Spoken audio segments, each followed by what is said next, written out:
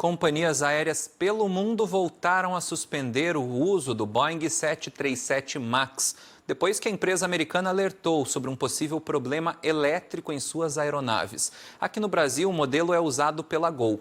Sobre isso que a gente conversa agora com Gerardo Portela, especialista em riscos e segurança.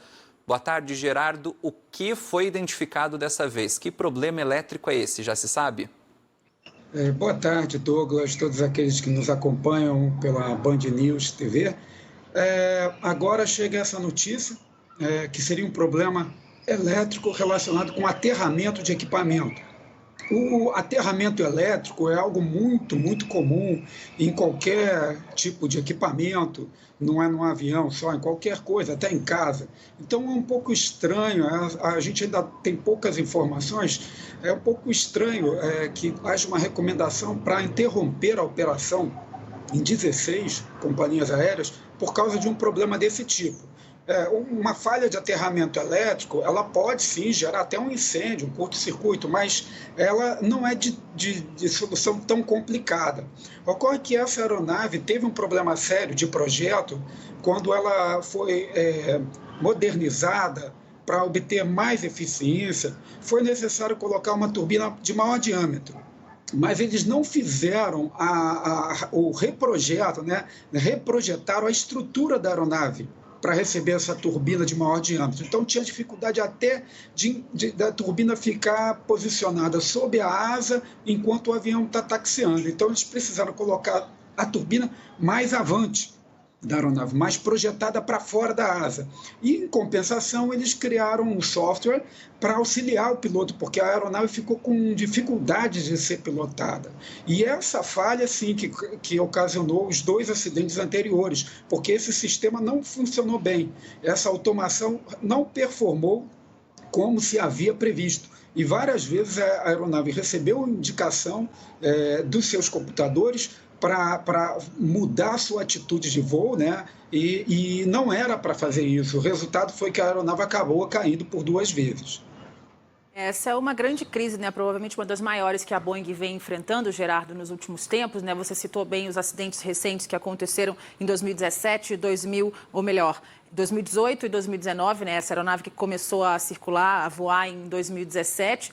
E geralmente a gente espera de modelos novos, né, com uma tecnologia mais recente, de que eles funcionem melhor. O que você recomendaria para a gente, como passageiro? O que a gente precisa olhar antes de viajar e também não ficar com um certo desespero de achar que qualquer coisa pode acontecer a qualquer momento? Porque vocês mesmos, especialistas em risco, né, dizem que hoje é muito, muito difícil que um avião caia. A gente está muito mais seguro até do que no trânsito. Eu queria que você trouxesse essas ajudas para a gente. É verdade, Cíntia. O medo, o pavor, não é o caminho para se resolver problemas da área de engenharia, a área técnica. Nós temos aí a modernização dos equipamentos, então existe uma competição em busca de tornar as aeronaves mais automatizadas, e elas foram ficando muito, muito automatizadas. Algumas delas, praticamente, o piloto trabalha como um gerente, e isso chegou a um extremo de evolução em que hoje é preciso reconsiderar isso, porque aeronaves muito automatizadas deixam o piloto quase como um coadjuvante, fazendo só a operação de pouso e decolagem. O que aconteceu foi que a Boeing acabou tendo uma lição à força, né, pelo pior caminho do aprendizado, quando ela antecipou uma modernização. Mas hoje a gente vê aí essa ordem é uma atitude correta de prevenção, porque pela descrição é algo bem pequeno. Porém, com o histórico da aeronave, eles acharam melhor manter as aeronaves em solo até que isso seja melhor identificado. Porém, como eu disse, as informações acabaram de chegar, então a gente não tem ainda a certeza de que detalhe técnico é esse relacionado com a parte elétrica. Fala-se em algo como aterramento, que é um problema muito comum na parte elétrica. Porém, uma falha de aterramento afeta sim, pode afetar a parte eletrônica, e aí entraria a questão da automação dos outros acidentes. Por exemplo, o caso de um avião levar um raio, né, Gerardo? Esse é, por exemplo, um dos fatores que pode acontecer numa aeronave e ter esse problema? Sim, problemas de raio são problemas já conhecidos, né?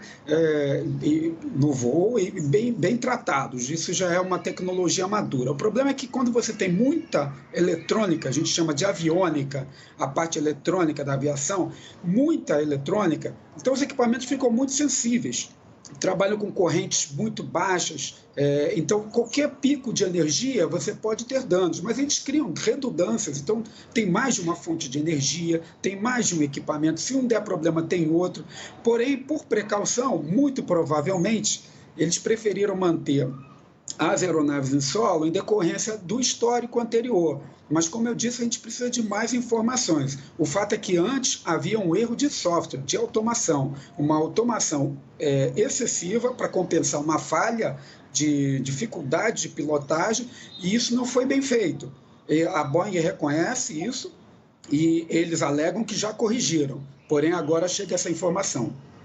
E aqui no Brasil, como a gente estava dizendo, né, a Gol é a única que utiliza a aeronave desse modelo. Quais são os protocolos daqui para frente, né? Também vão continuar no chão? Quais são as investigações que você indica para a gente que devem acontecer daqui para frente para que esses voos possam ser liberados ou até não, né? Manter, de repente, a aeronave nesse modelo no chão novamente? Tem até um ditado nos pilotos americanos, if it's not Boeing, I'm not going. Se não for um Boeing, eu não vou, né? Eles fazem esse ditado, porque a Boeing tem uma credibilidade muito grande, ela sempre foi um pouco atrás na automação, justamente em busca dessa maior confiabilidade, porém a corrida e a competição por passagens aéreas mais baixas exigiram que a Boeing, nessa competição com a Airbus, colocasse logo no mercado essa aeronave mais econômica, com esse diâmetro maior de turbina. Então, acredito que agora eles estejam tratando essa questão com a máxima segurança para que não aconteça mais nenhum acidente, e por isso essa medida que a gente chama de conservativa. Não é conservadora, não. Um termo técnico de engenharia. Conservativo significa, na dúvida, pare. Na dúvida, não voe. Na dúvida, arque com as consequências financeiras para não ter perdas de vidas humanas. Então, eu acredito que a Boeing vai orientar as companhias aéreas e vai fazer a melhor solução técnica possível e vai mostrar à comunidade técnica o que realmente há de problema que levou a essa interrupção. Mas, é claro, né, há uma certa ansiedade nossa nisso. Mas, por enquanto, se a aeronave está disponível a voo, e no caso essa não está, as demais, fiquem tranquilos, faz parte da vida o risco, e voar está entre os modais de transporte com um risco menor de letalidade. Agora, Gerardo, só uma informação. Na última atualização que a Boeing passou, existem hoje mais de 800 aeronaves 737-8 e 737-9. Metade ainda não entregues, isso na última atualização, né? As demais entregues por todo o mundo. Então, e essas aeronaves custam mais de 100 milhões de dólares, né, Gerardo? São números impressionantes. Hoje a engenharia ela trabalha associada com as questões de economia e o impacto é muito grande. Imagine que nós estamos numa crise nas empresas de aviação devido à pandemia, porque você tem um impacto muito grande, ainda mantém aeronaves paradas e prejuízos acumulados. Imagine os projetos em andamento, o que significa isso para uma empresa como a Boeing, até mesmo para o produto interno bruto dos Estados Unidos, porque é um mercado onde um produto representa muito dentro da economia, da movimentação das atividades econômicas. Então, o impacto é muito grande para essa ordem ter ocorrido, porque realmente procede e devemos confiar nas autoridades, porque também, da mesma forma como eles deram a ordem para manter os aviões no solo, há o máximo interesse em retornar à operação. Porém, seria inadmissível agora a gente ter mais acidentes com esse modelo que a gente já teve aí essa experiência anterior e tantas dúvidas já ocorreram, né? A gente trabalha na aviação com a credibilidade, com a confiança, com a atividade de risco.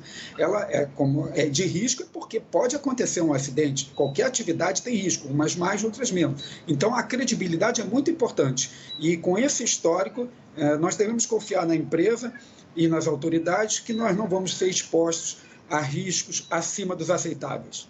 Não dá para arriscar mesmo. E você falou da questão econômica, né? Só para lembrar que também com essa crise que começou com o 737, a Boeing acabou rescindindo aquele contrato com a Embraer para assumir, fazer uma empresa conjunta aí com a aviação comercial, um contrato aí de 5 bilhões de dólares, é isso mesmo, 5 bilhões de dólares. Então já teve essa questão de rescisão do contrato, ainda afetada pela pandemia, né? Que baixou muito o número de voos.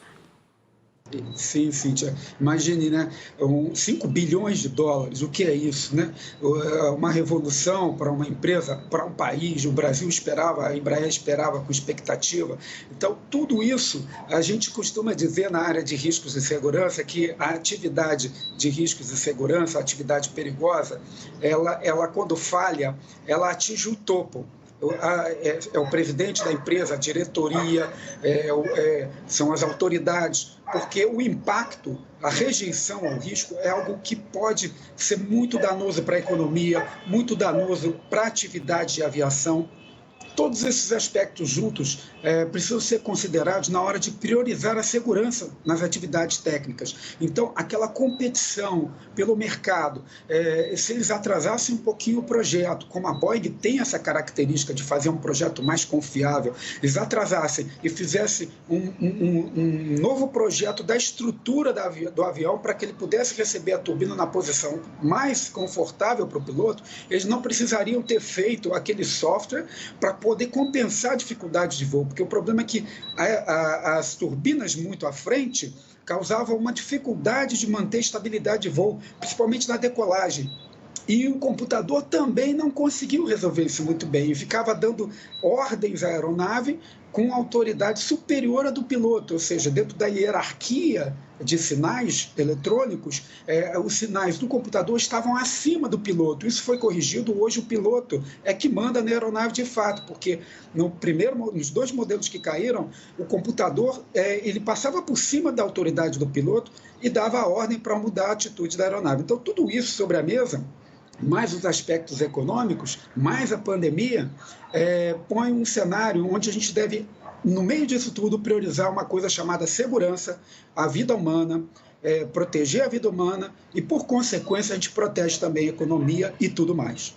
É isso, já basta o tanto de morte que a gente tem que lidar todo santo dia, né? Especialmente com essa crescida no número de casos de Covid aqui no Brasil. Obrigada, então, ao Gerardo Portela, especialista em segurança, falando com a gente aqui um pouquinho das operações, né, do 737 MAX, que foram interrompidas, esse avião que teve 2 acidentes trágicos em 2018 e 2019. Agora, como o Gerardo bem disse, né, proteger a vida das pessoas e investigar o que está acontecendo para, se necessário, retomar, então, o uso dessa aeronave. Obrigada, Gerardo. Bom fim de semana. Até a próxima. Bom fim de semana.